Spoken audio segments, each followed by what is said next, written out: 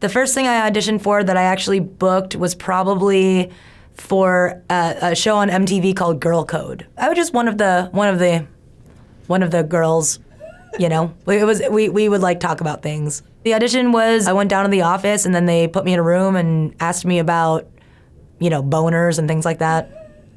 So I killed it, you know. You know, it's good.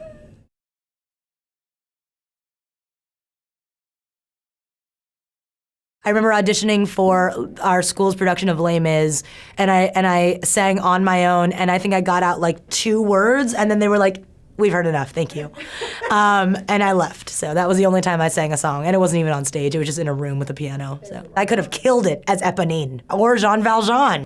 I would have loved that. I had to audition for the farewell. So when you get a call from like your whole entire team, that means that like you've done something horrible or something awesome is about to happen. So I think it was one of those calls from like the entire team. I was definitely over the moon when I found out I got the part, but I at the same time I was nervous because, you know, there were various firsts that I would be doing.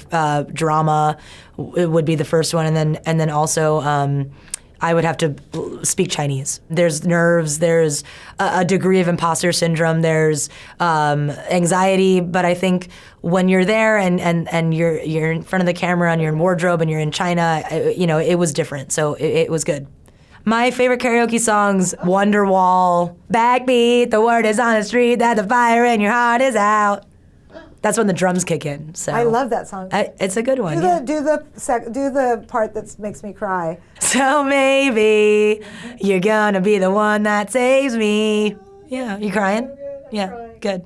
My first obsession. This is gonna sound very nerdy, but it was with a Broadway revival of Kiss Me Kate, and then Thoroughly Modern Millie with Sutton Foster, and I was obsessed with Sutton Foster. So yeah, I played the trumpet, and I would get like Broadway songbooks, and then I would go watch the shows. I'd go to the TKTS booth and get my discount tickets. The first CD I ever bought, actually it was bought for me, it was Mariah Carey's, I think it was called Butterfly, and then TLC, Crazy Sexy Cool. I love TLC, yeah.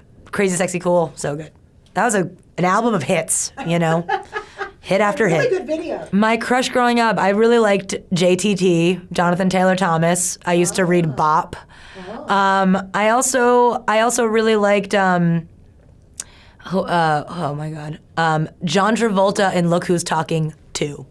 Because at that point, like he was in charge of his own destiny. He knew what he was doing. He had a family, and he was a good dad. Except for when he was like almost cheating with that woman. Who, yeah, but we didn't talk about her. I had a crush on him. Yeah.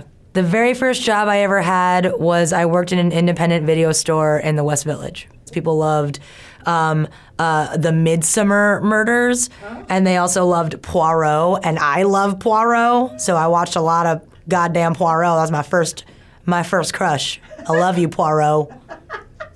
That's so great. Thank you. One of my secret skills, I always remember a face. I like have seen people on the subway, and I'd be like, I've met you before, and then that was like, I taught you in kindergarten, or like, I'm your dad. So I'm good at remembering faces. I'm bad at names, though, but good at faces.